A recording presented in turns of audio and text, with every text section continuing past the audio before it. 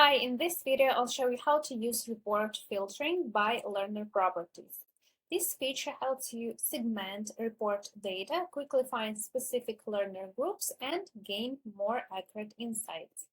Filtering by learner properties is available in the following reports: Learner Progress Report, Courses Progress Report, Quizzes Progress Report, and the Top Learners Report.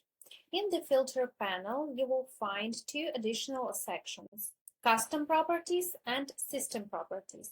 Each property supports three filtering conditions. The is condition shows records where the property value exactly matches the selected value. If multiple values are selected, the report will display records matching at least one. The is not condition shows records where the property value does not match this selected value.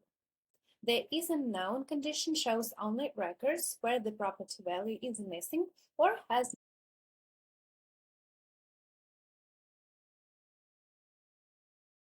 Select the required property from the list and choose the needed filtering condition. After that, select the required value, and once the filters are configured, click Show. The system will automatically generate the report based on the selected parameters. I hope that helped, and good luck with your Academy!